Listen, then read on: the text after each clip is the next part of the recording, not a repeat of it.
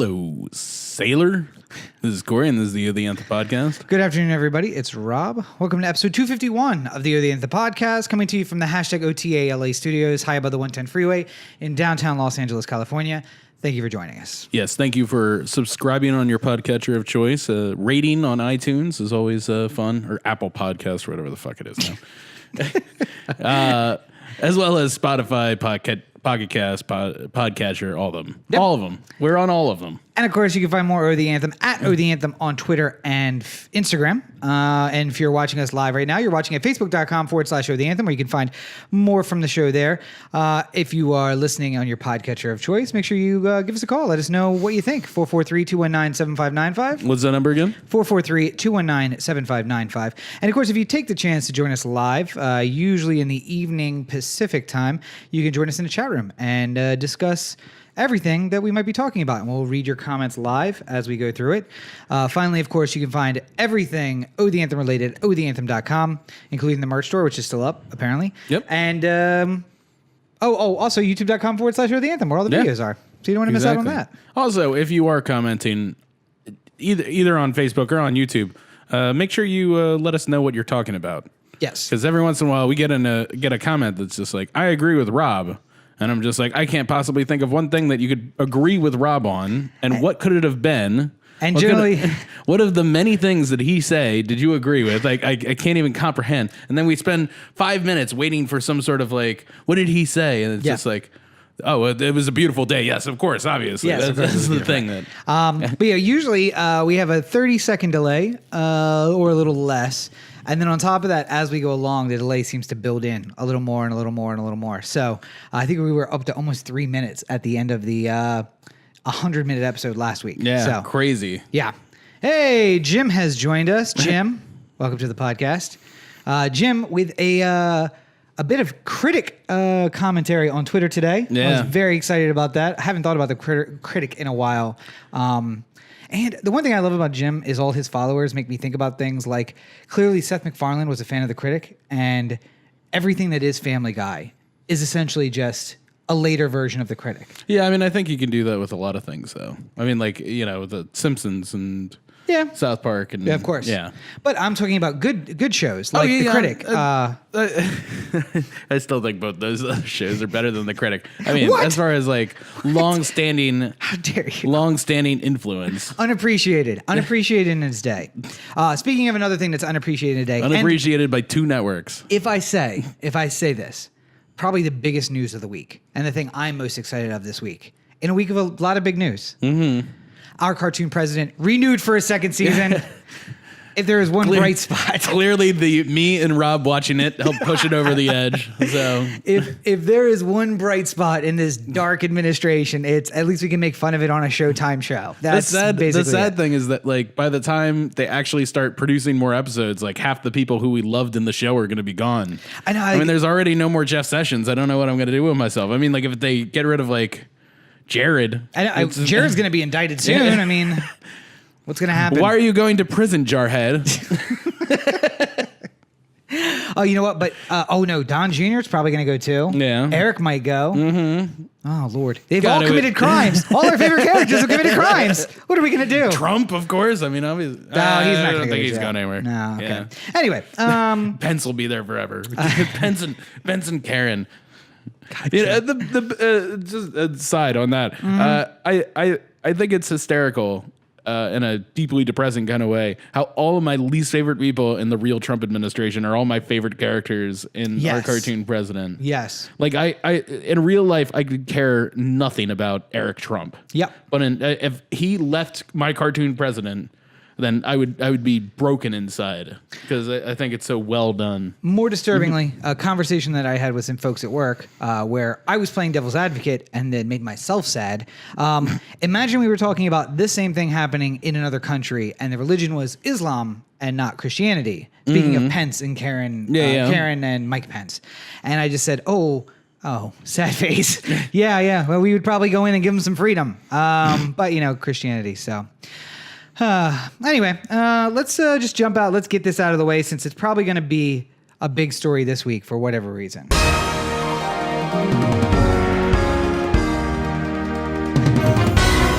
And of course, the big story, Super Bowl or something's happening this week. Yeah. Yeah. You know, I've been I haven't been taking in any coverage of the Super Bowl pregame stuff. I really don't care. I think all this time has gotten me to this general sentiment.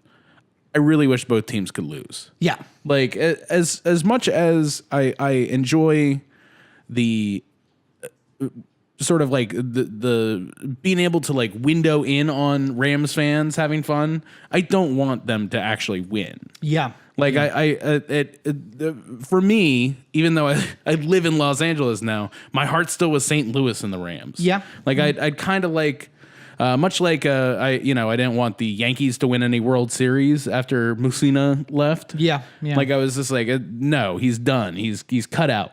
I love him, but he can't win with them. Yes. Yeah, he can't leave to win one. That's not how this works. You don't get to divorce me and then go marry the hot guy and then and win a World Series. No, that doesn't. That's You're not allowed to marry the hot guy and win a World Series. This is not how it works. Yes. So yeah, I obviously I don't want the Patriots to win, but I don't want the Rams to really win either. I guess if it's like a 51-49 in the favor of the Rams, because at least then I would be able to go to a hypothetical Super Bowl parade. Yeah. And like see like 150,000 people act like they were Rams fans before. Also, the sadness of Brady losing what might be his last Super Bowl appearance. Oh, he's going to stick around. He's not going. But whether he gets back or not is a question. That's my point. But I feel like if Brady has like a John Elway moment, then maybe he walks away. But like, well, I think he's now in the business. He's starting his transition into like, we're going to live forever, me and Giselle. Are they drinking young blood and stuff? Or getting transfusions? Yeah. 16-year-olds or something like that? All I know is I've listened to like a few moments of talk of radio in the LA area. And it's like, listen, guys, I know you haven't had a team very long. The Patriots are not to be fucked with. It's like they're treating them with utter disrespect, which honestly I enjoy, except for I really hope the team is not listening to that and saying, yeah, you know what? Fuck these guys. We're going to beat them really easily. Like, no, as much as I hate to say it, they've won 6 times in the last 18 years. Bill Belichick is a cheater, but he's also a bit of a genius. Yeah, I also think that Bill Belichick is the other thing I've come to at the end of this huge Patriots run, which has lasted 17 years now, half of my life, is that Belichick is the greatest coach I think I've ever seen in any sport. Period. I don't want to go that far. And I think that I had an interesting thought that was just sort of like rattling around my brain, which is imagine if instead of Joe Flacco, it was Tom Brady. Yeah. And instead of Tom Brady, it was Joe Flacco. Yeah. Like, obviously, they didn't get drafted at the same time, and there's like differences in careers, but blah, blah, blah, blah. Say a similar situation happens. Yeah. I imagine that there would be people who would be talking about Joe Flacco as the GOAT, as the greatest of all time, because I think that the system in which Belichick is running could work with anybody who is capable. You know, like, it's not even about being like, Tom Brady has to be one of the top 5 quarterbacks, or like Jimmy Garoppolo in that year that Tom Brady got hurt. Had to be like the top 5 quarterback. They just had to be good enough to be one of the 32 starting quarterbers. Right. And Belichick would have found a way to get them over the edge. I think that Joe is so horrible he would not be seen as the GOAT even if he was in New Orleans. And I mean, like, I think if Tom Brady was in a Ravens uniform instead, he would have just had a similar career as Joe, and people would have just been like, you're like, fuck this Tom Brady guy. We got to get Lamar Jackson in there. See, I disagree. I do think that team's going to turn around once we bench Tom Brady. Tom has a measurable talent above Joe, just in the ability to not check down for the last 5 years. See, but that's to get hit a lot. Coaching though. That's maybe Flacco having that built into him by saying, like, you don't have any receivers. You're going to have to get ready for those checkdowns. Maybe. It's like, you don't have anybody who can catch. Brashard Perryman is not going to be able to catch this ball. You're going to have to get a pass interference if you want to move this ball down the field. I do think, though, that Jimmy Garoppolo going to the 49ers as, like, the savior the year after he was starting for the Patriots says everything about the organization that you need. Tom is a good quarterback. Is he the GOAT? No. He happened to pick up from Drew Bledsoe right at the right time. Yeah. Right when Belichick was taking over and he became the starting quarterback and they were building this thing around him. But if Jimmy Garoppolo can look like a number one quarterback and get traded, or not traded, but go to San Francisco and get real money, like real starter money. Yeah. Then that's something about the organization. Because looking at him in San Francisco, he did not look like he did in New England. This is the thing, though.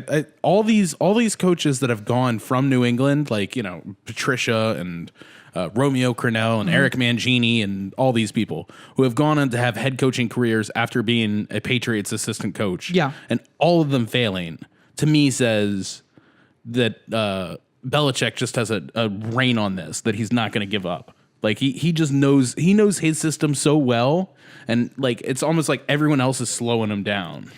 I mean, I think like not even the people who are like right around him understand the mad genius that is involved. I think there could be a level of that. It also could be a level of like, listen, if like he just goes to Patricia and says, make sure they're in shape. If I have the best of everything, if I can afford the best of everything, though, like.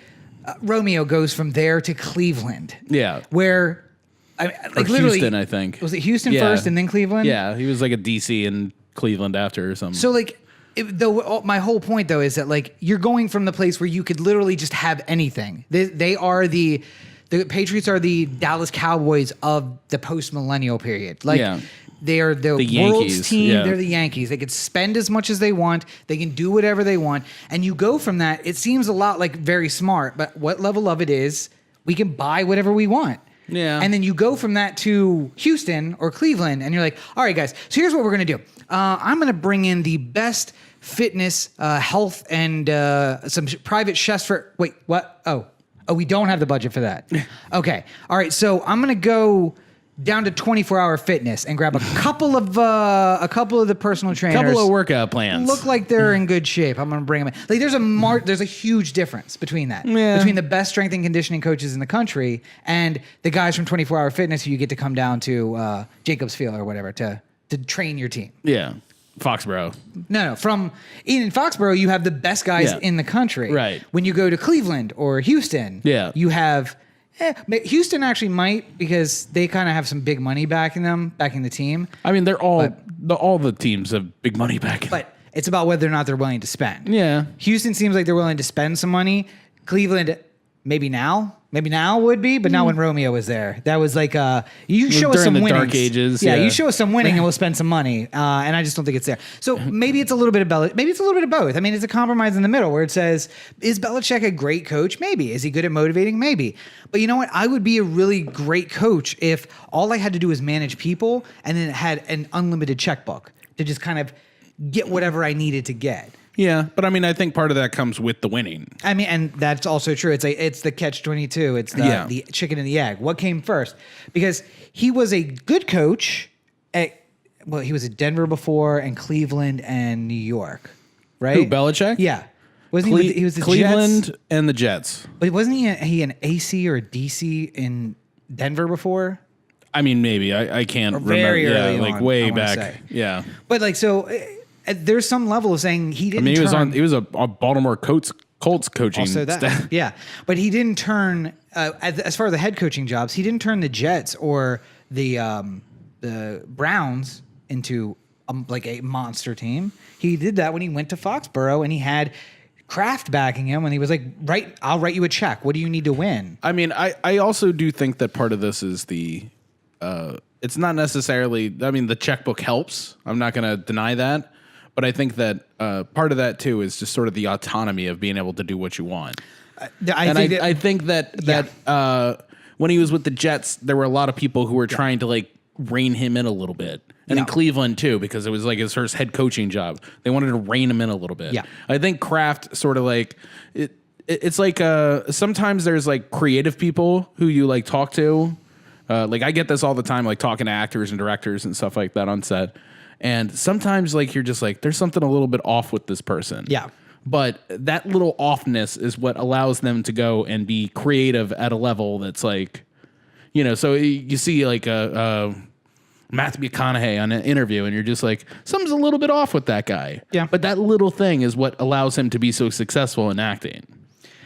Yeah, and I think also, And I mean, like, I think there's sort of the same thing with Kraft, where like he probably saw Belichick and he's just like, all right, if I stay out of this guy's fucking way a little bit, then perhaps we would equal more. I think he also Kraft had a measure. I have to learn the balance of how much I interfere with his life. Kraft had a measure of fuck whatever the press has to say. I'm gonna back my team. Yeah. And teams in New York and LA generally don't get that. Like there's a lot of interference. Like Monday morning quarterbacking can really get the owner calling the actual coach and being like, hey, yeah, so hearing a lot of stuff on WNYJ that not liking. Everybody's saying they would have made that call the other way. I don't know. Maybe we should make the call the other way next time. Like, are you listening to talk radio? You questioning me on Monday morning? The place where the backup quarterback's the most popular athlete in town? Hey, well, what are you going to do? I don't even know who the backup for the Patriots is nowadays. He played this year something. Did he? Yeah. Oh. Yeah. Yeah, the 1 or 2 games I watched, he played because like Tom went down at the end of the first quarter or the end of the first half in one of the games we were watching with him, and the guy came in for a couple snaps, like till the end of the half, and then Tom came back out for the second half. Backup quarterback for Patriots, Jimmy Garoppolo. That's not correct. That's not right. I know for sure that's not correct. He's not even playing football anymore. He's injured at the moment. Yes, yeah. Let's see here. Hoyer. That was a Steny Hoyer is playing backup quarterback. Wow, they're confident. Oh my gosh. Maryland Congressman, backup Patriots quarterback Steny Hoyer.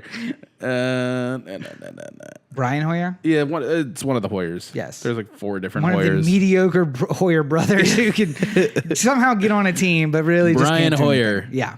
I think if I remember correctly, Brian Hoyer's daughter went to high school one day with like all of her dad's jerseys on or something like that. Like because he's played for like 16 different teams. Yeah. So she made like an amalgam jersey with like just like all of the different team names like on the front.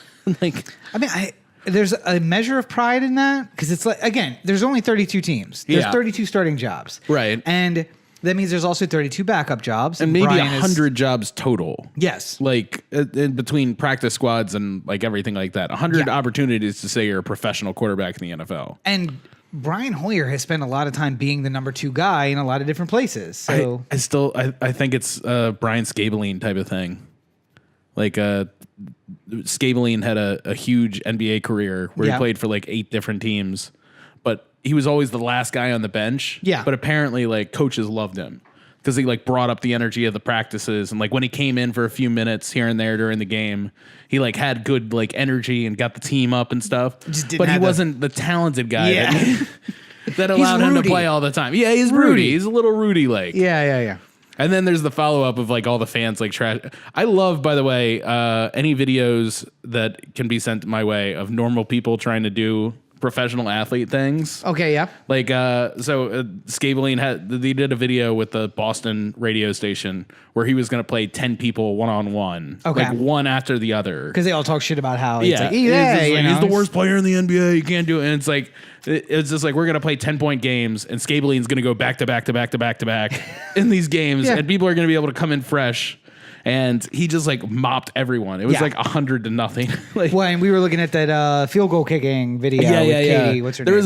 There was another one too with the people in Chicago. Like they lined up the exact kick that the Bears kicker missed. Yeah. And there was just people who were trying to make that kick, and none of them were. There was maybe one person who came anywhere close to respectable. Like he got it in the air. It was like it kind of had the distance, but it's just hooking like at the end. You know? Don't have both the distance and the aim. You got one or the other, or half. And then of of course both. the other problem is that like the 70,000 people in the stands cheering, the 11 monstrously huge people running at you trying to stop the ball in midair, like. And by the way, the ones who will sometimes hit you as you come down. None of these people have to worry about their kick being line drived. Like they just don't have a line in the way. Oh yeah. The distance, you got to get it up and over, and then get the distance. They only need at the end of it. They only need like the 10 feet above the above the crossbar. And again, forget about the line. Also, the people jumping up over the line, and again, the people coming to take your legs out from under you and end your career at any given point. So, anyway, so Super Bowl this week. We were going to watch it, and I realized we don't have CBS. Yeah, we got to figure out that. Another, I know. Listen, guys. This sounds like a first world problems, and it is. But all I ever want to do is just watch the Ravens game. Yeah. I just want to be able to sit in my home and wake up at 10. I mean, I don't want to have to wake up at 10 part, but I mean, like, hypothetically, like, roll out of bed at 10, turn on the Ravens game on my TV, and not have to pay $300 a month for it. For a bunch of games I don't want to see. Yeah. I don't want to see all of them. I just want to see my team's games. And then, I'd like to be able to watch the Super Bowl, which is on CBS, and I could hypothetically watch it on the antenna, but antenna reception still sucks in 2019. Yep. Even though it's all digital now. It sucks even worse than it did when it was rabbit ears days. Yep. And I can't stream it because CBS wants you to actually find a TV to watch it on. Yeah, it's not even on All Access. We can't even get All Access and watch it. Right. So I don't know. Maybe there's some sort of way to like get a CBS All Access, and so we could use All Access if we weren't in LA. Oh, is it because I think it's we're blacked out because the LA team is playing? So they're trying to get us to goddamn referees. They're trying to get us to go if watch this was it Drew on Brees, CBS it would be 2. so much funner. It's Yes. so much easier. Yeah, but yeah, I think they're trying to get us to go watch CBS 2. Just like in Boston, I'm sure it's blacked out as well on CBS All Access. Because somebody was telling Maybe me it's that on YouTube or something like that. Somebody was telling me that it was it's up in places, like it's in a list of things this week, but it's not for Los Angeles. So that's all my only guess is that we're blacked out. So yeah, just like MLB, right? You could watch MLB here all day. If you were actually in Baltimore, it wouldn't let you watch the Baltimore games. Right. So, but just as an aside, we can move on to other topics after this. Good job to the Baltimore Orioles. I saw their most recent season ticket package. Yeah. And even though the fact that I don't live in Baltimore anymore and I'm way not going to be able to go to as many games as I would order with the season ticket package, they are offering free MLB TV and MLB at bat with every season ticket package. Well, how about that? So you could go home after the Orioles game and put on MLB and watch like the West Coast games before you go to bed. Anything to get asses in the seats, really. See, what all it takes is a 47-win season to start getting some good sessions. But then they also have a bunch of other things. But that's the one I saw where I was just like, wow. Like, if the Dodgers offered that, I'd be like, I could convince myself that I'm going to go to 10 games this year. Yeah. And if I can throw in my MLB TV with that, like as like a free extra, I'll pay for it. Yeah, I'll pay for it. Yeah, here's the thing. Well, we made the playoffs once, and you guys jacked up season ticket prices by like 40%. Yeah. All it takes is a 47-win season for them to be like, hey, guys, what's it going to take to get you back to the ballpark? See, but when they were having terrible teams before, it was awful. Like, I remember I was interested in getting Orioles season tickets, and like when we were living at like Ridgely's Delight. Yeah, that was bad. And I remember calling them up, like asking them about it, like thinking that they would do anything to get like another season ticket member. Like it would be like Scientology. They'd be like, come in, take a free test. Like, we'll give you one free ticket. If you like the seat, then you anything to get you in the door. Come on. Scientology is fun. Now we'll let you come in, 2 drink minimum. You got to come in, 2 drink minimum, 2 hot dog minimum as well. And then the seat's free. No, but I mean, like, I remember calling them up and being like, yeah, so, I was thinking about just something in the bleachers somewhere. And they're just like, all right, well, we can't guarantee your seat unless you pay extra. I'm just like, what do you mean guarantee my seat? And it's just like, well, you just sort of sit wherever there's an open seat in that section. And I'm just like, isn't the point of season tickets to have like the same exact seat? Yes, like, this is my seat. I have a number on it. I get like tickets. when I went to the Ravens Stadium, it's like 147, row 33, seat 1 and 2. Like, I just know, like, that's where I always go. Yeah, I mean, we can do that for extra. You guys are not good enough. For an extra $5 a ticket, we can make sure that you sit in the same place every time. It's just like, that's fucking ridiculous. This team is not nearly good enough for me to be doing that. I'll just not come. I'll stay home and watch it. I got lots of a drive home. Ma'am, you realize that on the regular, I come to the stadium with 20 Wendy's receipts to get 20 free tickets to baseball games, right? Like, that's right. Your extra fees are not doing it for me. Like, that was the greatest Orioles promotion ever, by the way. Oh, I mopped up with that shit. I will skip the season tickets, and instead I'll just bring Wendy's receipts and get my free ticket and sit in the bleachers. Thanks, guys. I appreciate you. Oh, I can't even imagine. Do you think the Orioles will ever get bad enough to get Windy Wednesdays back? Because that was 47 wins in, they are going to be pulling all the stops. It's going to be like, bring a Coke can, and you're going to walk up there with a Safeway cola, and they're going to be like, close enough. Come on in. Come on in. I need you to cheer extra loud, though, for that knockoff. Here's your upper reserve seat. Anything. I don't know if you understand this, but we were pretty embarrassed by the attendance at the end of last season. They just started instructing the ushers to yell at people in the upper reserves, just like, move down. It looks embarrassing on television. It's like, I only paid $9 for the seats. I'm fucking move down. Just go to the... You paid for your seat? Box. Go to the box. That guy's got a Wendy's receipt. What are you doing? You didn't bring a soda like Rob did? There's an official Camden Crete policy. You pay for your seat, you get to the boxes. The soda or anything of equivalent value, that gets you down in the inner bowl. Yeah. And if you brought a Wendy's receipt, you get to sit underneath the scaffolding. Yes, yeah. Obstructed view is okay, but it's fine. There's just an official policy for everything. Oh, all right. Anyway, so the Orioles are horrible. Still going to put that money on it, though. Yeah, we'll see. Yeah. We'll see how it works out. So, next thing up. Yes. Oh, wait. That was it for Sports Ball. Let me get to my thing.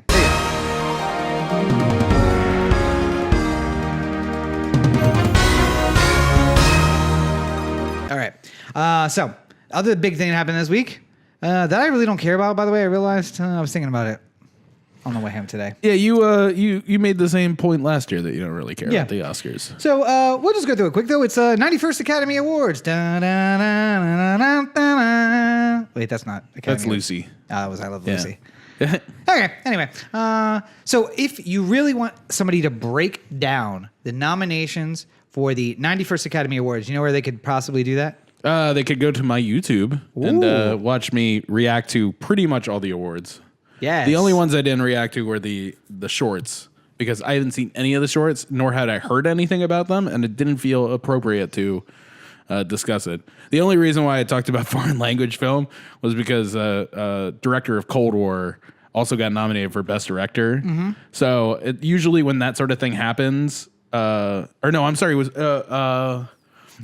is nominated for Best Foreign Film. Yes. And foreign language film, and it's also nominated for Best Picture.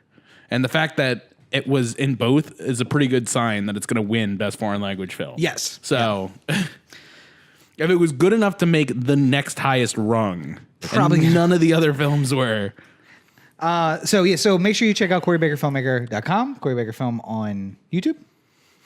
YouTube doesn't allow me to do the unique domain until I get to 10,000 subscribers, 50 million subscribers or whatever. So go to Corey Baker Film on Facebook. Whatever ridiculous. Yeah. Anyway, going back to your point, which I think is interesting to touch on from last year, that Roma thing gives you almost, you're getting near the best in show category, which is what you were looking for before. Like, let's take the best foreign language film, which Roma's going to win, throw it up into that best picture category. Yeah. But we just happen to know in advance that it's probably going to win best foreign language film, put it up into the best picture. And it's also in the best picture nominations. Right. So number one, I still think that's an idea worth, because my biggest pet peeve of the biggest snub in my mind is the fact that Isle of Dogs didn't get nominated. But it's an animated stop motion. I mean, I get it. There's like 4 films that have been animated that have ever been nominated for Best Picture or something like that. Yeah. It's an incredibly hard thing to do. Just like you'll never see a horror or a comedy or any of those like up there being nominated for Best Picture. Just because Oscar voters can't be bothered, I guess, to try and figure out the value of a comedy, even a good one. Like, I thought Game Night was really good. Not that I would nominate it for Best Picture or anything, but I mean, like, good movie. It was a really good movie for a comedy. Like, as far as like a stand-up, as a standalone piece of film, it was really good. I don't know. It'd just be nice to be able to open up. They want to get more people watching this thing. I think it would. If all the horror fans knew that there was going to be a horror category and that it had a chance to win Best Picture, then I think they'd be more interested in watching. And I mean, as much as I disagreed with that last year, looking at the nominations this year, they in a way already did that, except for there was no competition, essentially. Yeah. Because just to go through the Best Picture nominees, Black Panther was nominated. Mm-hmm. And listen, I liked Black Panther. I think it was just fine. Was it one of the 10 best films of the year? So, was it one of the best action films of the year? So I 100%. I think herein lies part of the rub with the Academy Awards and the Academy. Yeah. Number one, trying to argue what are the best pictures is kind of like a fool's errand because, like, it's all based off of individual perspectives. Like I just said, I enjoyed Game Night. Yeah. I'm sure there's lots of people who thought Game Night was stupid. Like, and they're just like, why did you like that film? It wasn't good, that funny, or it wasn't that great. Granted, I think that what the Oscars is basically looking for is the best films that people probably saw. Okay. And I think that's sort of the new baseline. But see, that they tried that category and then they stopped it. They said, we were going to do this. Well, no, and I mean, like, it's been like this for forever. I mean, like, there might be like, I heard a lot of people talking about, like, Mandy, I think was the name of it, which is like this weird Nicolas Cage movie that apparently is really good and like super interesting and stuff like that. Wait, no, the horror movie? I don't know. It's called The Parents. No. It was a different one. Okay, because The Parents was good. It was like way early in the year. All right, The Parents was campy and good. Actually, no, it was Mandy. Yeah, it was Mandy. I watched that one. It was on Netflix, I think, or Hulu, one or the other. It was really good. Oh, yeah. Yes. But I mean, like, it's one of those films that, like, it ends up on a lot of critics' top 10 of the year kind of thing. So hypothetically, you would think that movie would get more play in like a Academy type setting where it's like the best 10 films are supposed to make it. But because only, 4,000 people saw it, it's like a different, it doesn't count as much as Black Panther, which was seen by everybody. Right.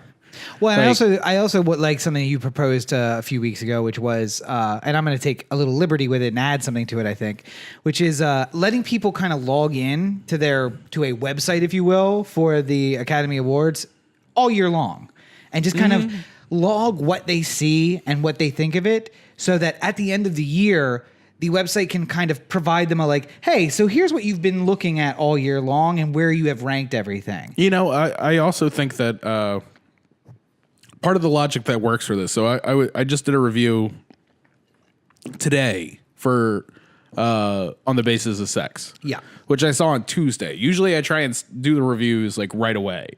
But I think because I had a couple more days to think about it, the rating went down. Yeah. Like I was able to there is kind of, like problems here. And I didn't really see it like right when I walked out of the theater.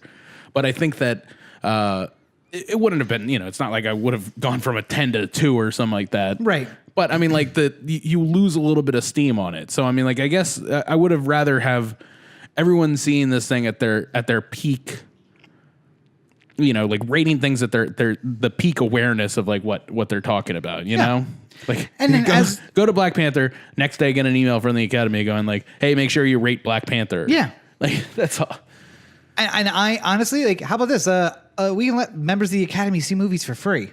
Like, I'm fine with that. Let's figure out a way that they have to buy tickets through the Academy website so we keep track of them or something. I don't know. Yeah. But just, what I would say is my other part, my little addition, if you will, is that if you don't log on. I mean, so the other thing too is that like the big problem with this plan is that the guilds are still a big part of deciding a lot of these things. Right. So like, if you're the Directors Guild is heavy in determining who the best director is. Right. So I mean, like it's like one of those like weighted, like, the general Oscar voter has a chance to say it, but their weighted vote doesn't matter as much if you were a DGA member as well. Okay. So like some of these things, like the math of how weighted things and like how one rating that isn't part of the designated class as opposed to the people who are, and like I can see how it could get complicated, but you're just gonna have to like figure out some math guy and just like big more whiteboard importantly, and figure it out. My addition to this would be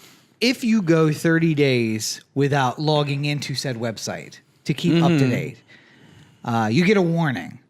And if you go 60 days during the 12-month period without logging in and updating, you're out. Your vote doesn't count in the fall. Because I don't want you watching 4 films in December and getting a goddamn vote when someone like, I don't know, future Academy member William Baker is going to movies literally every other week to every week all year long, logging in, keeping track, and treating it like it's a real thing. Like, we are really looking for the best picture of the year. If you go 60 days without logging in, no vote for you. Your vote doesn't count. The only reason why I wouldn't want to cut somebody for that reason is like, it's not uncommon that a feature film would take more than 30 days to shoot. Okay. Or that it would take 60 or 90 or 120 days to shoot. If it's something really, like Coogler probably spent 100 straight days not doing anything except for Black Panther. Like, from the moment he woke up in the morning to the moment he went to sleep, which was already like cutting into his sleep time. Like, he's doing nothing but Black Panther for 100 days. He can't log into he can't see a movie. Okay. So should he have the ability to impact the voting if he can't take in the film? Because when he can see movies, he can rate them then. I mean, like, once he's done with Black Panther, once he has a moment to breathe and he can actually go to a movie, then he should be able to vote on it. Yeah. I think you're being soft. If he can't, and I mean, a lot of these people just wait until the screeners come. Yeah, but I mean, that's what I don't want. I don't want them waiting for the screeners to come to make this decision. It's like you said, they're seeing things relatively. So if I watch two depressing movies in a row and then I watch a really great comedy, right? It's not as good as if I had seen it like by itself without that walk-in of the two really bad films or the two really sad films. You watch Schindler's List and then you watch Blockers and you're just like, oh, this Blockers thing is so funny and joyful. Yes, I feel so good about this movie and I'm very happy about it. Like, you just saw Schindler's List. Yeah. You know what I mean? That's the thing, is that you don't want people watching things back to back to back. Yeah. Spread it out through the year.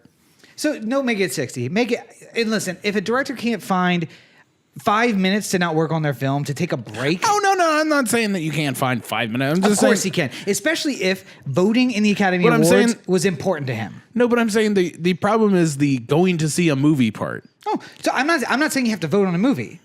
I'm saying you need to care enough to log in and be like, haven't seen anything in the last 3 weeks. Like, what's happened? So I make my managers update this thing, and one of the automated questions asked them is, what's happened since? And I auto-filled the field to say last login. And now what I keep track on when they actually do update it is, what does that field auto-fill to? So sometimes I don't care what they actually say. What I say is, hey, why did that thing say what has happened since January 11th? Yeah. Why have you not logged in since January 11th? That's my concern, not necessarily what it is that they're talking about.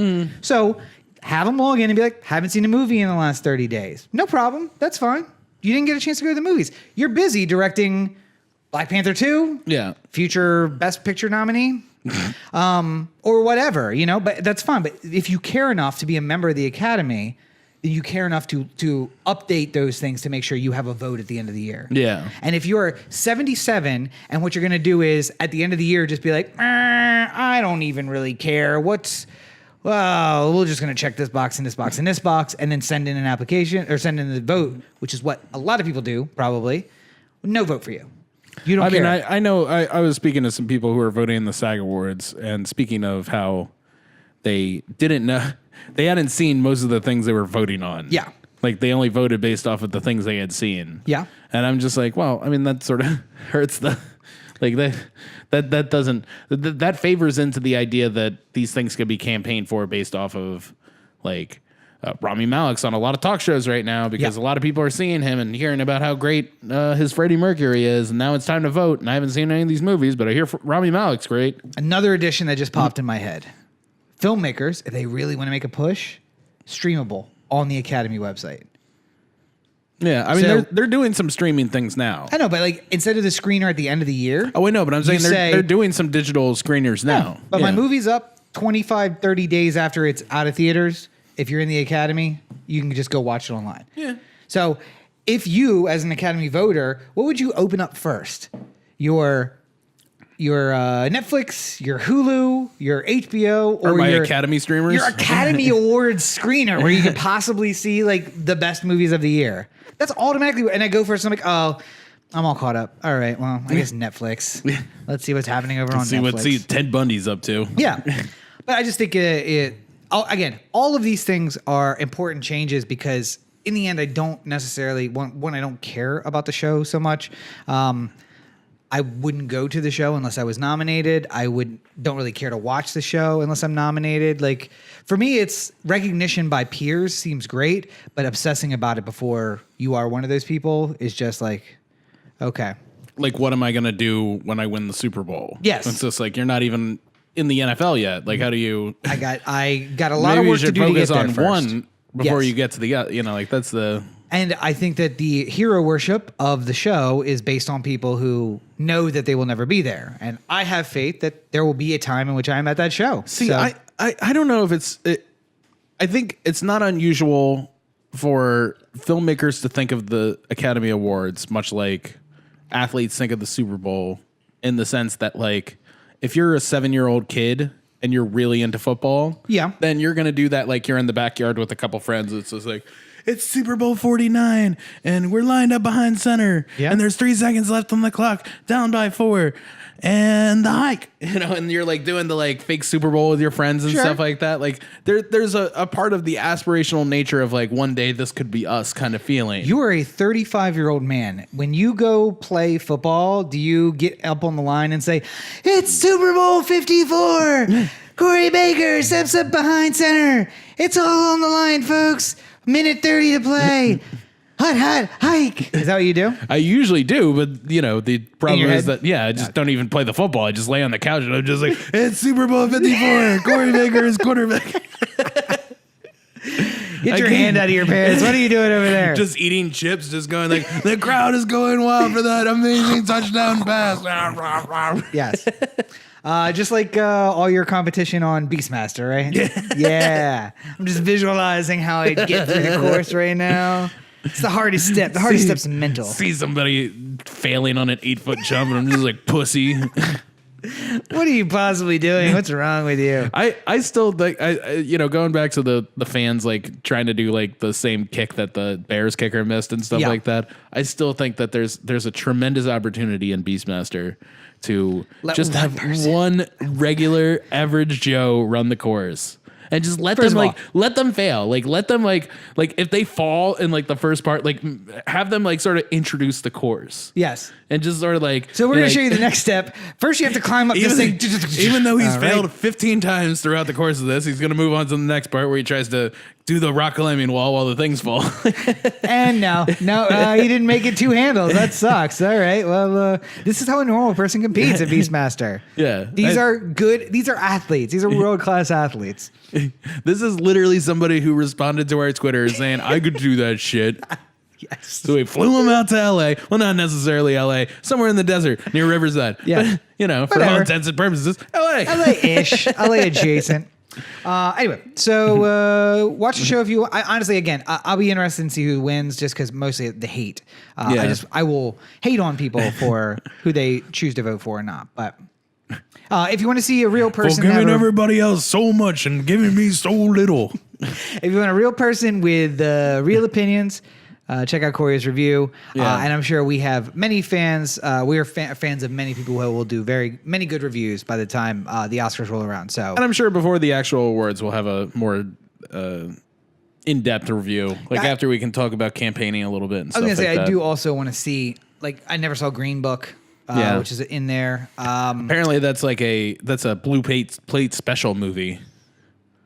What's that mean? Like if you're like an older person, you really enjoy Green Book. Yeah. Looking through this though, saw Black Panther, saw Black Klansman, saw Bohemian Rhapsody, saw Roma, saw A Star Is Born, saw Vice. So the favorite. Oh, did you see Vice? Yeah, I saw Vice. Oh, okay. I have no interest in seeing The Favorite. I literally like squirm at the commercials. I'm gonna be. I still think it's funny. Rachel, who is legendary for never hating anything. Yes. Like Rachel will just be like watching like a football team lose like 100-0, and she'll be like, "Well, they tried really hard." Yes. Like, she'll never be like, "They suck and they should Morning Wake should be fired and killed in front of his staff." Like. Yeah.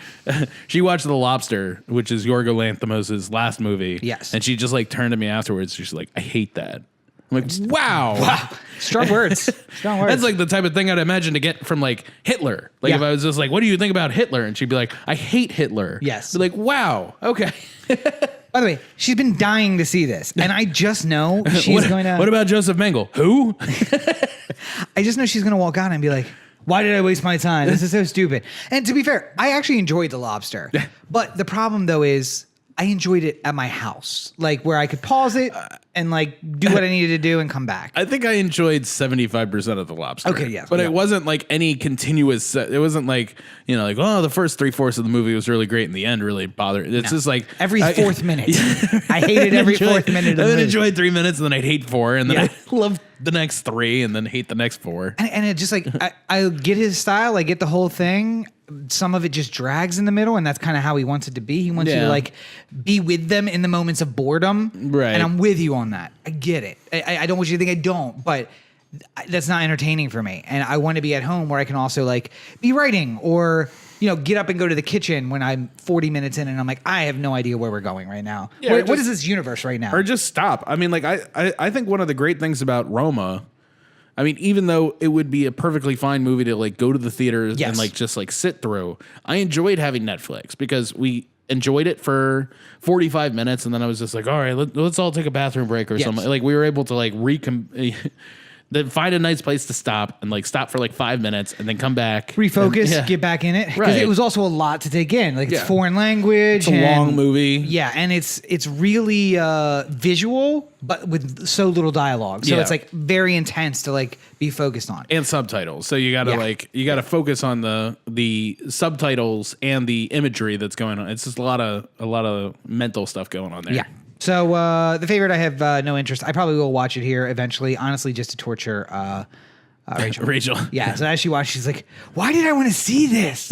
Because you think everything about medieval England was awesome. Because you like Emma Stone. Do you like Emma Stone now? How's this? It sounds really. She's really boring in this, right? Yeah. When did you get so boring? Yeah. So we'll touch back on that later.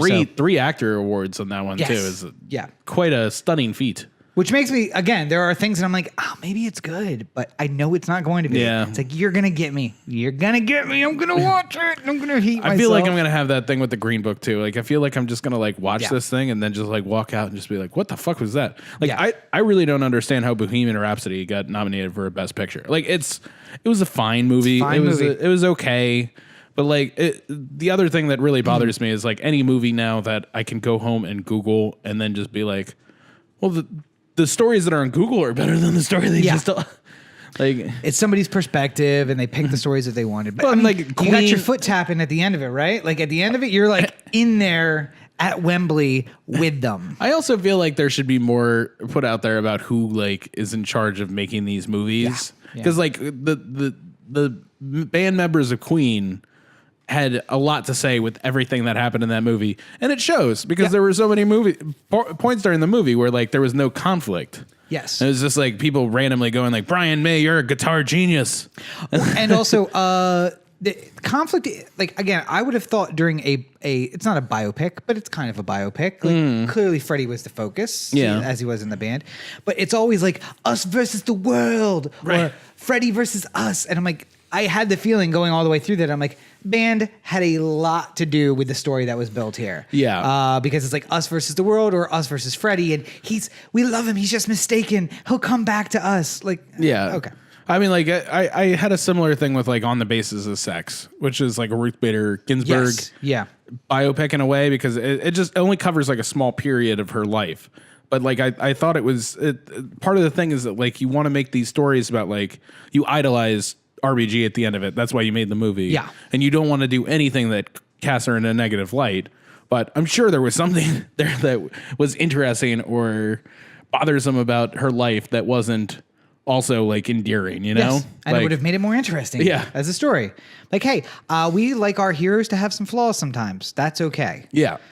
She is an 89-year-old woman who is staying alive to spite the President of the United States, basically. She would have liked to retire years ago and decided not to, despite everyone on the right. Yeah. I like her. I like her for that.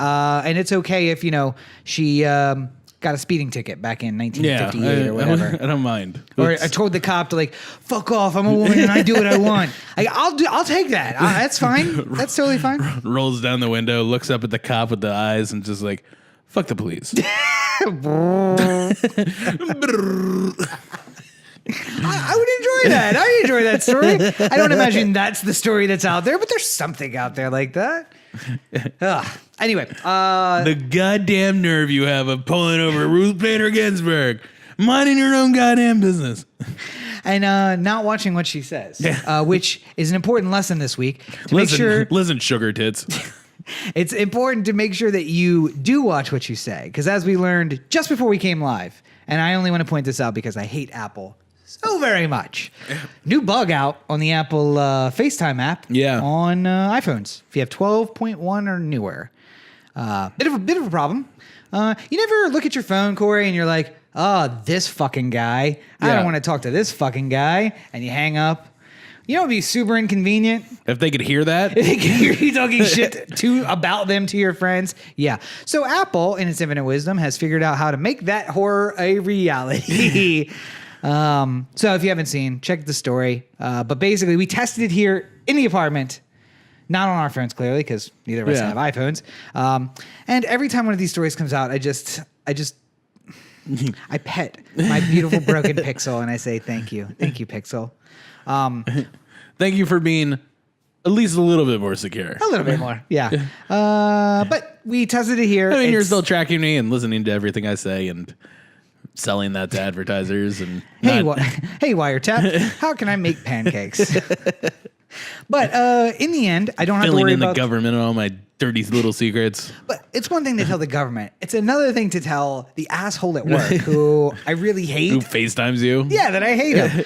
So bug in FaceTime is that if someone FaceTimes you, and apparently now everybody will be doing this because now that they know, right? Yeah. They're going to do it. So there's like a little thing you have to do, but it's easy enough to do. There's one person who's getting called in early from his vacation to go fix the bug. And doesn't... no, you're supposed to be in Bali this weekend, but I guess I'm fixing this fucking bug. So anyway, the bug is that even if you don't pick up, the person on the other end can hear you. And apparently, based on our test here, you can hear both ways. Yeah. Even if the person doesn't pick up. The problem, though, is, of course, if you know this and you use it merely to listen to what the other person is saying on the other end, which is exactly how I would use it. Like now, I am very careful at work about what I say and who I say it around. Because, do you know about the AirPods hack? No. So, if you have your AirPods and you leave it on listen mode, you can hear in the AirPods what people are saying around your phone. So, like, I can click the little button, leave my phone, and walk away. And even though I'm not on a call, I'm not listening to anything, it's actually just listening to the ambient around the phone and playing it through the AirPods. So the whole point of this, good feature, because the feature is supposed to be you can basically like hit this to turn off music and be like, hey, like let's talk face to face, and it kind of is boosting the sound of your voice into my ears. So I mean, like hypothetically, if you were like, if you were in the office and like two bosses walked in and they're just like, hey, we need the office for a minute. You could just like leave your phone behind and walk in the hallway and listen to the whole conversation with the AirPods. Yes. Yeah. And what I fear is more me talking shit about the people who work for me. But I'm saying like, you know, like you could hypothetically hear the like, so we're going to fire Rob conversation. Yes. Like, yes. Yeah. Not a lot of people know about this, but I think enough people do that I left it. That I look for phones now. I look for phones, especially phones that are face down. And I also just try to watch what I say. Yeah. So that's one thing. That's an intentional thing. This thing seems like it is a bug where it's like, we just listen to, I decline your call. I think that's what Rachel did, right? She declined the call, but it was still connected and we could still hear both directions. So keep an eye out for that. That's going to be a problem probably as we move forward. So thanks, Apple. Yeah. More great product developments. Moving on. Yeah. All right. So wait, where are we at here? We got about 10 minutes left. Okay. So I want to say, let's just lightning round national news. Okay. Roger Stone got indicted. Yeah. Yet one more. Sure did. Yet one more stone to fall, if you will, Yeah. in the domino set that is turning into Trump's life.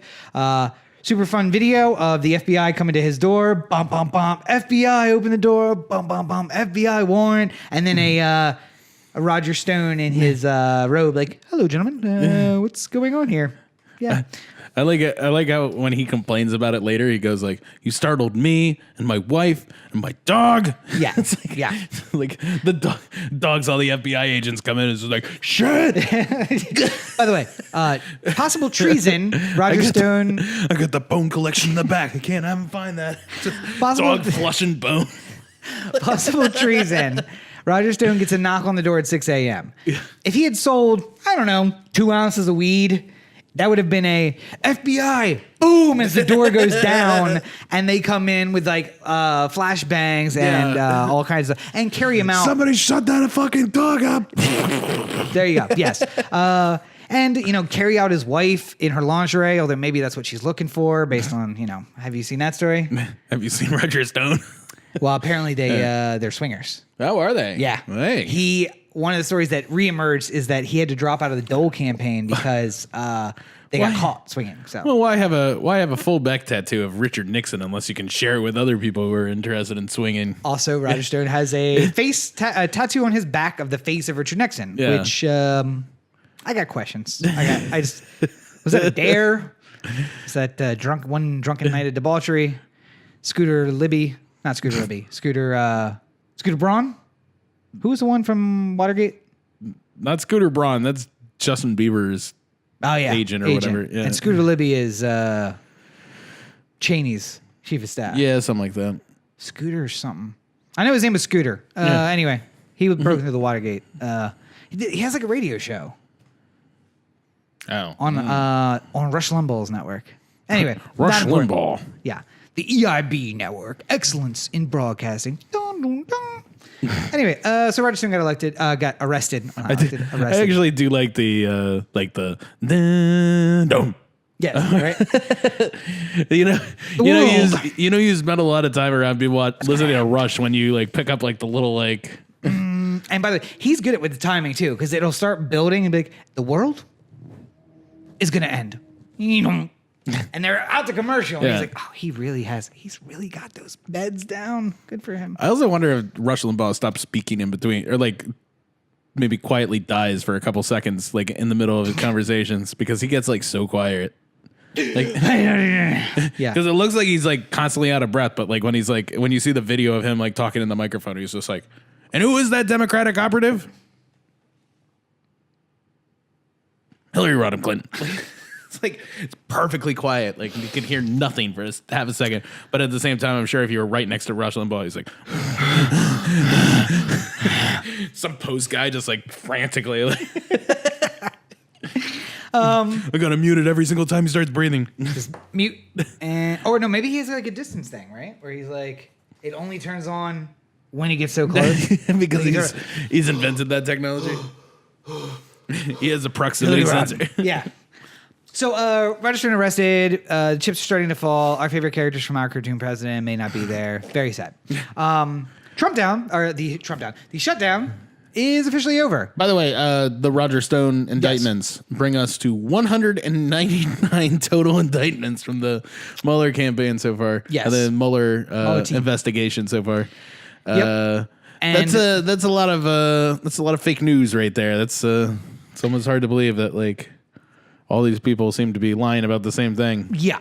And what they're saying now is if we had a the card sets they used to do for Al Qaeda, if we had a card set, Roger Stone would be the Jack, and then Jared is the Queen, and Don Jr. is the king, and Trump himself is the ace. So we are 3 steps away.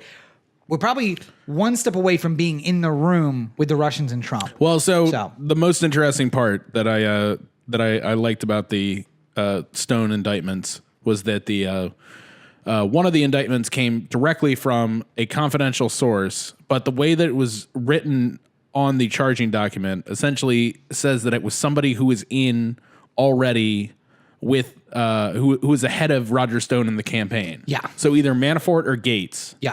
And then that Roger Stone was basically giving direct orders to both them and people who were higher up in the food chain. So either Jared or Don Jr. or Don Sr., whoever it is, somebody in that trifecta had regular contact with Roger Stone about what he was doing with WikiLeaks. So We'll find out soon enough, I guess. Fingers crossed. Here we go. So, and honestly, he doesn't look. I mean, I know he's got the Nixon tattoo. Doesn't look like the kind of guy who's going to survive well in jail. So maybe he'll talk.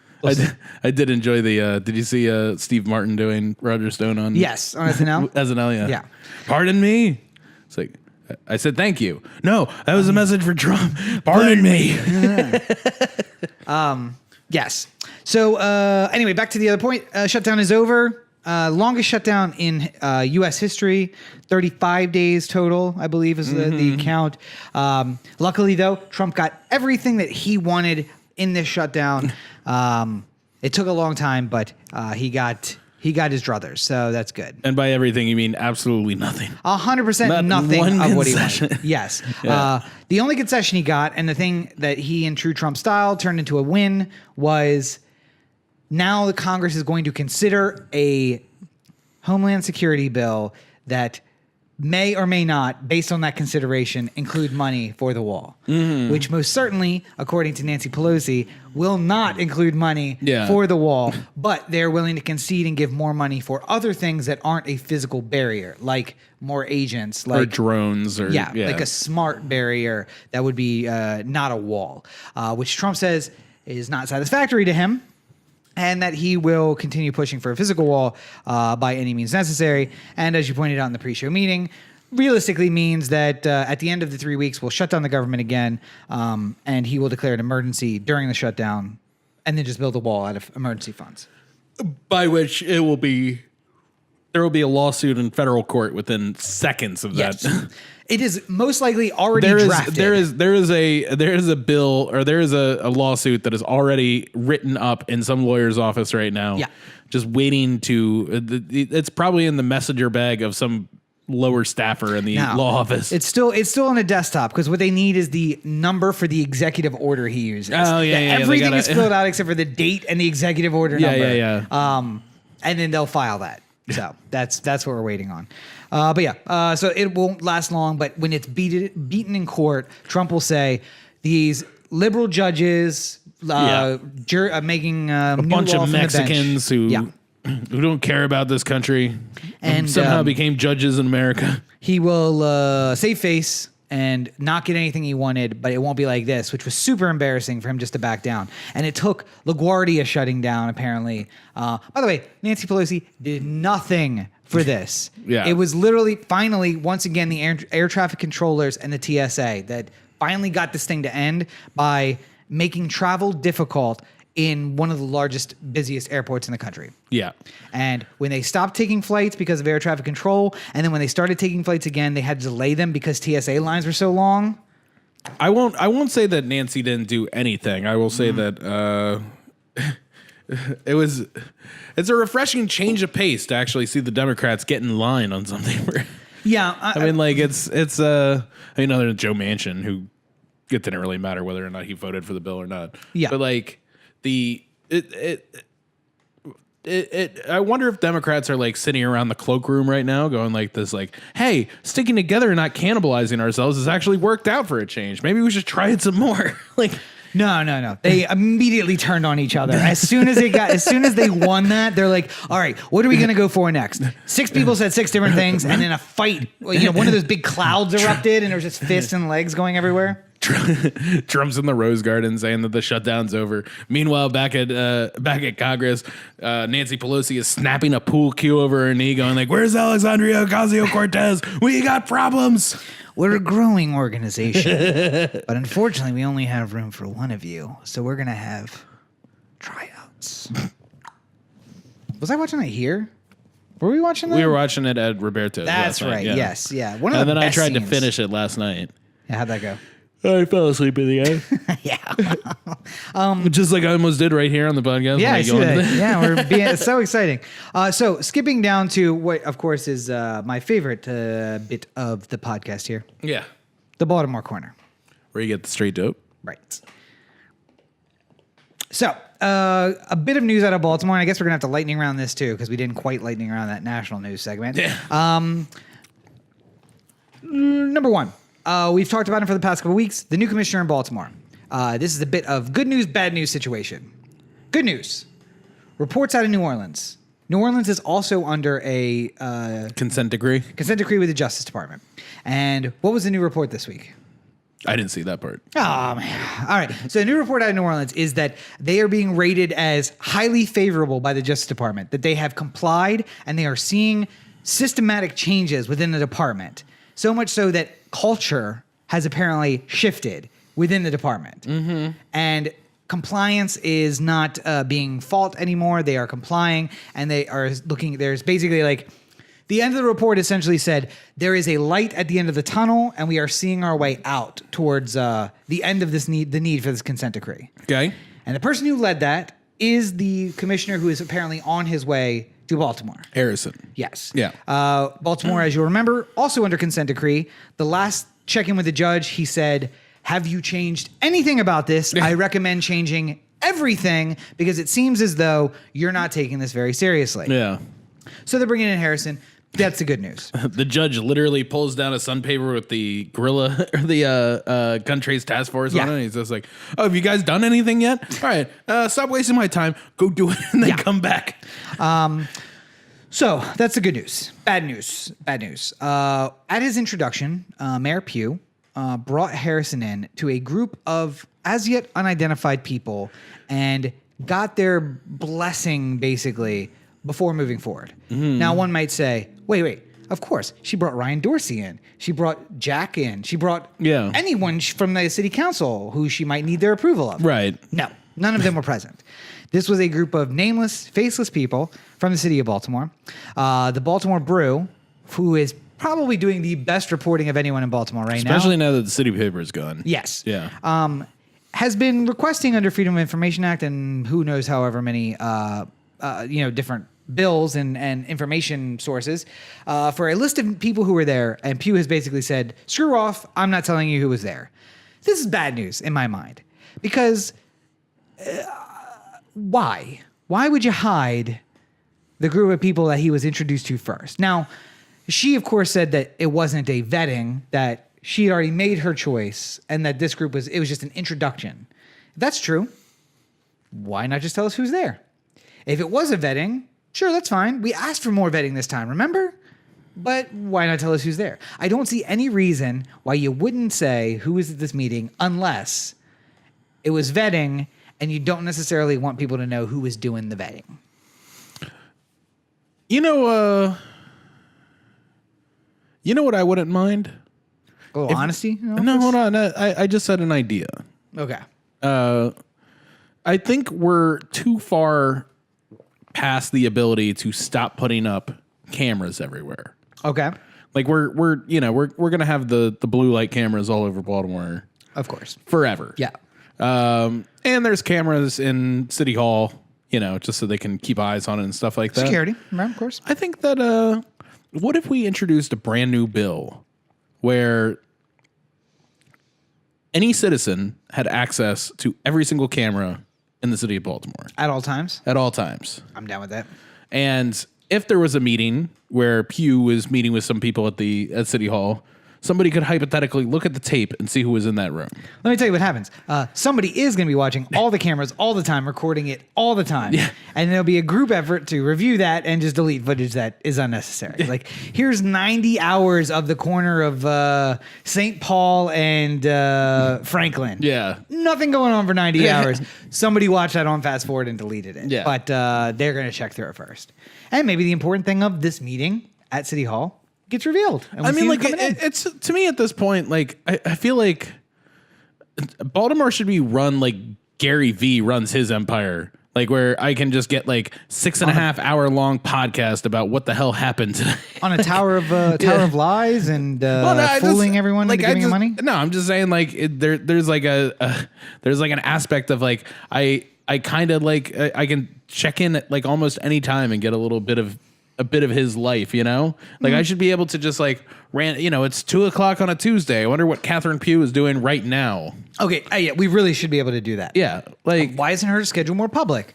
Why isn't she on Facebook Live all the time? And I can just tune in and see, oh, here she is at her office. Here's the closed door at Catherine Pugh's office because she's in yet another behind closed doors meeting. Yeah. I mean, I feel like, I paid for these cameras. You are working for me as an elected official. Yeah. You can use this anytime you want to get me on something. If you knew that I was in the area and there was a murder at the same time and you're looking through tapes and trying to figure out, you can track me going through the streets of Baltimore to see whether or not I was involved in this murder. Remember the plane camera? Yeah. I mean, that happened too. Like, may or may not still be running. We have no Yeah. idea what that program is doing right now. No clue. Yeah. Just the biggest violation of our civil rights ever. But, Yeah. it's okay. It's just, it's up in the air right now. Literally. Yeah, possibly. Maybe. Welcome though to Big Brother Baltimore. You're online all the time. Just see what's happening. I want to see Pew picking her nose in her office. I just think that what's good for the goose is good for the gander. There we go. So if Pew can watch me all she wants, I should be able to watch Pew all I want. Sure. Yeah. And speaking about Pew and things that are good for her, $1 million in the re-election in the war chest. Yeah. So this is not really a good and bad scenario. All bad, because no one's going to even think to run against her if she actually has $1 million. That's a uphill battle. See, here's where I think that a good troublemaker would be a welcome addition. Yes. I should say no real Democrat will run against her. Yeah. Well, I mean, there's no real Democrats in Baltimore anyway. It's fair enough. But you might get yourself a troublemaker who said, you know what? I can go out and shake 15,000 hands. And if I get 15,000 votes, that's a win. Or just go on, like, I think that people have been obviously very upset with the way that Trump handles his day-to-day and that they don't like the name calling and all this sort of stuff that's happening. Right. But I think that there is actually a valuable service that has sort of come out of this aspect of the Trump presidency or the Trump candidacy or however you want to look at it. And I think that there is an opening in the future here where Ryan Dorsey, just as a random name, decides to run for mayor. And he can just go out there anytime he wants and just lob bombs at Pew. Yep. And just say, I don't understand why you guys are spending all your time asking me about what my tax plan is, because Pew hasn't told us what her tax plan is, and she's not gonna tell you until the moment that it passes. Yep. She's not gonna let anybody know about it. She's not gonna ask any opinions. She's not gonna see what the Sandtown Winchester Community Association thinks about it. She's just gonna get in the room with her big money donors. She's gonna figure out the plan. It's gonna come on the House, or it's gonna come on the floor of City Hall, and then we're all gonna vote, and then she's gonna tell you. And that's not how I want to do business, but that's how she wants to do business. Yep. And oh, by the way, she is the mayor. Yeah. I'm talking about a plan I can put in place. Why has she not put a plan in place? All of these great. See, and I always thought that would be the. Or another thing is, again, I just like. I was watching a little bit of the Kamala Harris town hall thing in Iowa, and all the questions were perfectly reasonable. She didn't answer a single fucking one of them. Yeah. It was a masterclass in dodging actual questions while still making it seem like you're answering whatever question was asked. Yes. And that's something that she's very good at, and that's going to be a problem for other Democrats running against her. But there is room for a troublemaker in all these races. Yeah. They could just go out and just be like, she didn't answer the fucking question. I think she should. Yeah. I'd like to give Miss Harris my time and say, could you answer the question that was asked of you, please? Yeah, directly. Maybe start with a yes, I don't, or no, I don't. Right. Like, and here's the problem with Kamala doing that is you're going to be going up against you might be able to teach a master class, but you're going against, I don't know, what's better than a master? Maester? The emperor? I don't know. If there is someone who is teaching those who teach the master class, that is what Trump is. Trump is the guy who talks you in a circle and you know he's doing it, and at the end Kamala is good, and she walks you in a circle, and at the end of it you're like, you know what, I don't think she answered that question. Trump, you will be at the end of it and be like, he did not answer that question at all. Not only that, he made us ask another question. That wasn't anything. It was not even tangentially related to the first question. He answered a question that has never been asked before in all of humankind. Why is that acceptable? But that's who you're going up against. Like, Mr. Trump, do you want to speak to the indictment of Roger Stone? You know who really should be indicted is the people in Venezuela. It's like, oh, well, I guess our next question is about Venezuela. Thanks a lot. Yeah. So that is the master. The master is the one who you ask the question and he changes the topic. Yeah. Kamala is good at not answering the question you asked. He is the best. But keep it in the wheelhouse of the question. Yeah. Let me just waver around and not answer. You know what Kamala's kind of like? The when was it Watson that was doing chess? Yes, the computer. Yeah. And how they made him watch like every great chess champion of all time to like develop his game. And then he beat like every single top rated chess player in the world. Yeah. I think there's sort of like a Watson thing going on with Kamala Harris where it's just like, we're going to make you watch every single speech that Bill and Hillary Clinton ever made and Joe Biden and all these. You'll be the perfect neocon. Ted Kennedy, and we're going to figure out some sort of way to make you have all this knowledge. And then you're going to go out there and it's just going to be like pressing buttons when somebody's just like, I have some problems about your history as a DA and Attorney General of California. It's just like it automatically loads up whatever the best answer that was divided by groupthink. But again, let me tell you about that time. What you really need, though, the thing that beats Trump. Thank you for your question, Jennifer. The thing that beats Trump is Mr. President, I don't think you came anywhere near answering that question. And I'd really like you to answer the question. Here's the question again. Yes or no, answer the question. Yeah. And when he goes around again, Mr. President, we can do this all day. I don't think you answered the question at all. Yes or no, answer the question. But we're also goddamn polite, and she's learning from Hillary. And Hillary's thing was, I'm smarter than him, so I'm going to ignore the fact he didn't answer, and I'm going to best him with the better answer. That's not how you beat him. No. He's too dumb for that. Yeah, You're by the way, talking him in circles. Go back and watch one of those debates now. Yeah. And you're looking at it and you're just saying like, well, Hillary was right about literally everything. It doesn't matter though. It doesn't matter. I wasn't even going to vote for her even if I knew that. Yeah. It does not matter. I'm still watching the debate footage like 2 years after the fact and I'm just like still not voting for her. Yeah. I don't know what to tell you. She's right. I know she's 100% right.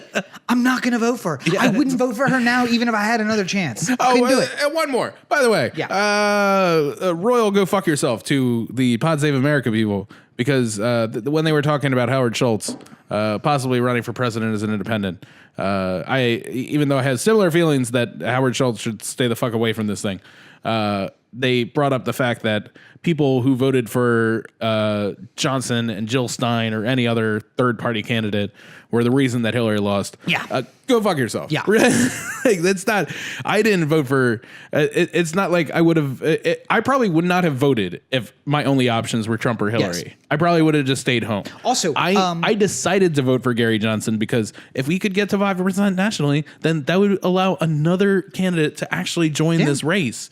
And get federal election funding and stuff like that. That's an important, especially in a state like Maryland, where it doesn't fucking matter even one bit whether or not I would have voted for Hillary or Trump. Also, by the way, you got up and you went to the polls and you voted. Yeah. How about we start the blame with the 50% of eligible adults who are not registered or did not vote? Yeah. Or couldn't be bothered. I mean, like, because by the way, if all of them voted for Jill Stein or for Gary Johnson, yeah, you guys don't like these two choices? We got other choices. Vote for one of them. I'm going to put it out on the limb here that 90% of people who voted for Jill Stein or Gary Johnson just would not have voted otherwise. You're right. Yeah. They would have just stayed home, and then Trump would have still won Michigan by 50,000 votes because however many people voted for Jill Stein just stayed home instead. Like, well, by the way, do you know how you get more votes for Hillary Clinton than Trump? Don't run Hillary Clinton. Yeah, just pick somebody else. I guarantee you that in Michigan, at least in Wisconsin, Bernie does better than Hillary. Well, no. Again, this is the other thing too, and I feel like we're with Kamala Harris having like a hour-long infomercial on CNN tonight.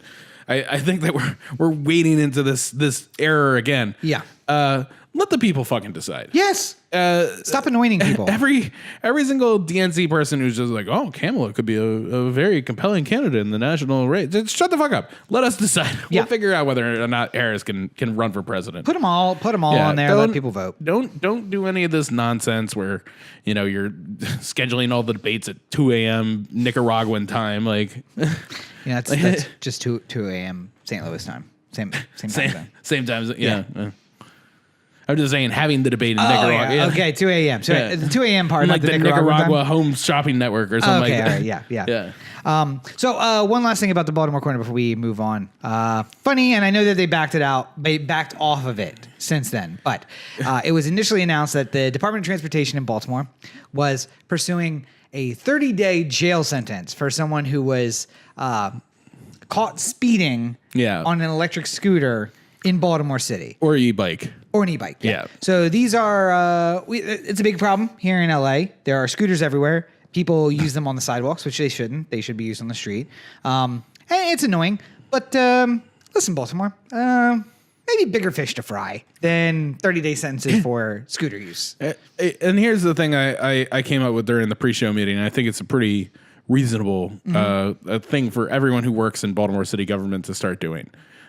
Think about who is going to be impacted the most by the legislation that you were thinking about passing, and if in your mind you close your eyes and you say to yourself like, all right, 30-day jail sentences for people who are speeding on a bird scooter, who is this going to impact? And then you say young black men who are going to get arrested anyway.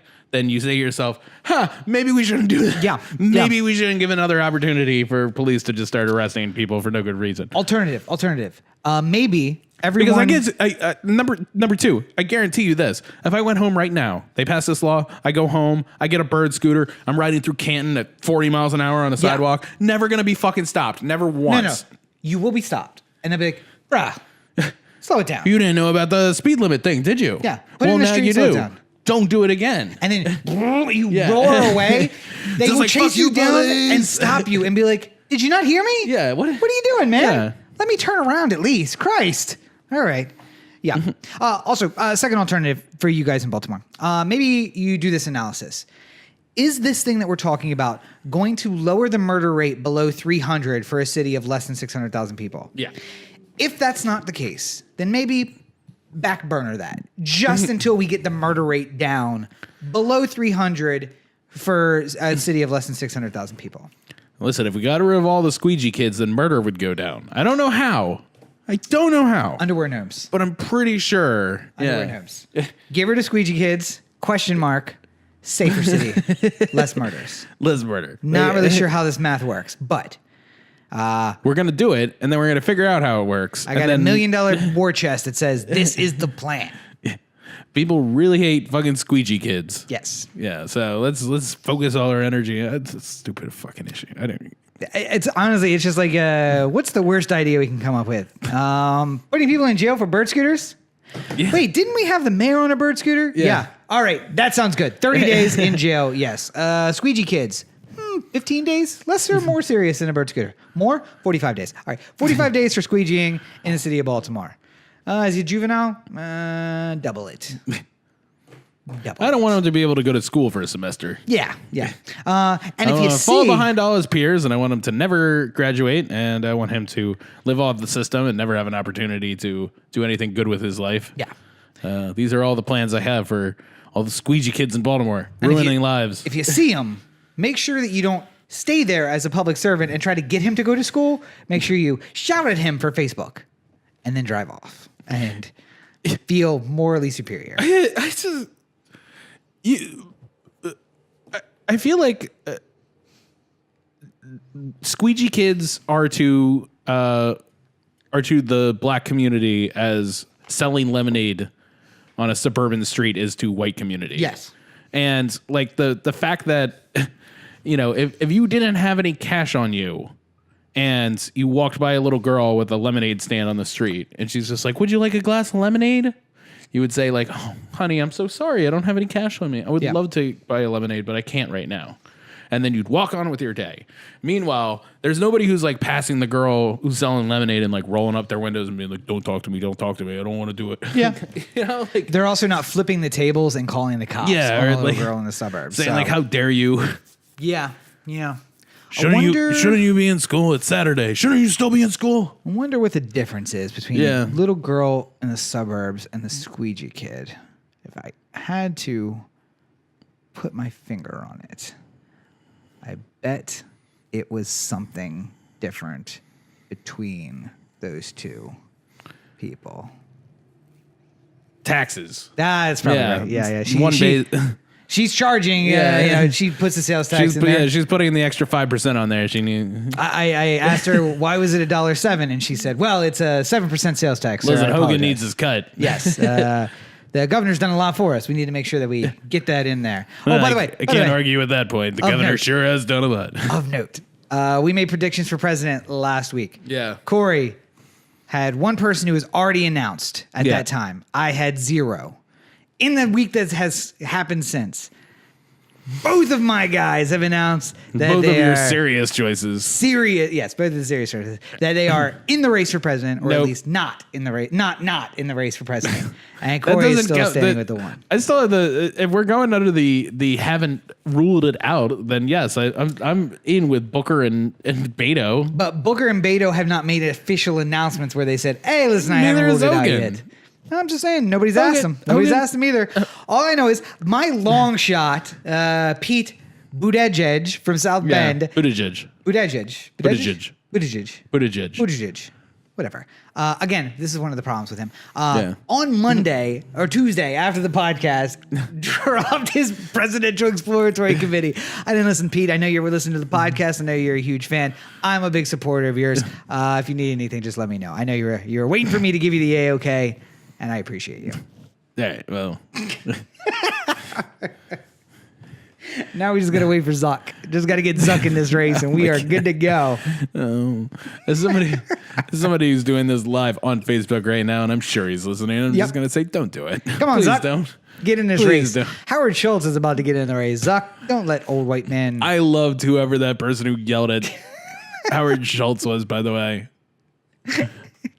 You're giving like Schultz wasn't even like all the way through the thought, which is the best part. He was like, so anyone who didn't see, Howard Schultz, former CEO of Starbucks, was up on stage talking about his book with somebody, which is usually a first sign to I'm about to run for president, is you release a book. He started doing this like, well, I'm thinking about running an independent campaign for president.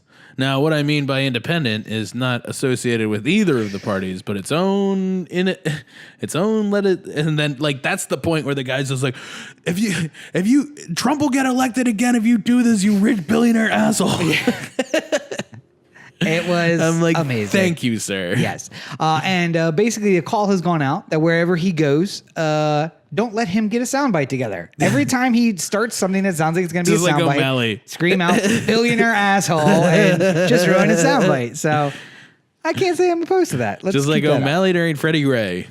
Yeah. And here's the thing. The only reason that you can't do that to Zuck is that the moment you do that, your Facebook profile deleted permanently, and you're no longer in the Black Mirror episode with the liking and the things. You're a level 0 at that point. So meanwhile, Mark Zuckerberg's like, did I do that?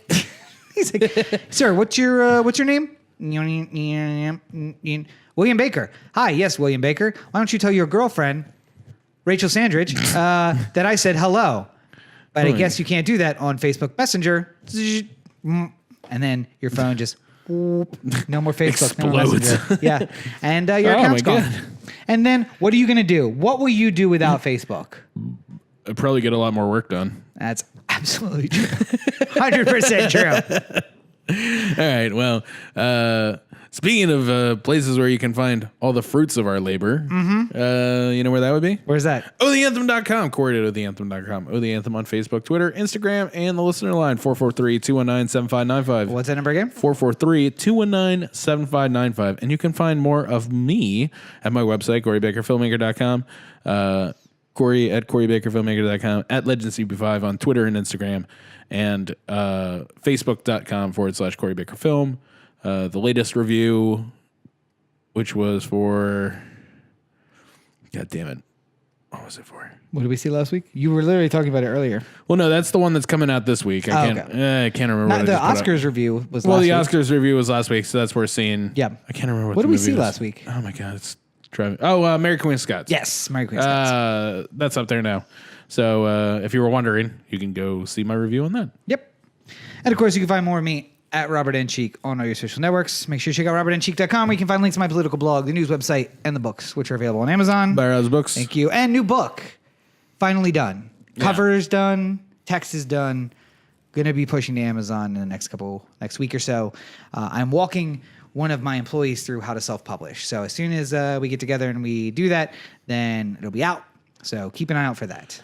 I have questions for you about your book. I meant to talk to you about it, but then forgot it until just this moment when you brought it up. Oh well, good thing we have time. We have time, and it'll be. I'm going to try to get a book out a quarter. I think I'm just going to go with a short story anthology series, and we'll just get them out a little more often. Like that guy who writes all the erotic, like gay male erotica or whatever it is. I mean, it's not really my forte. You know who I'm talking about, though, right?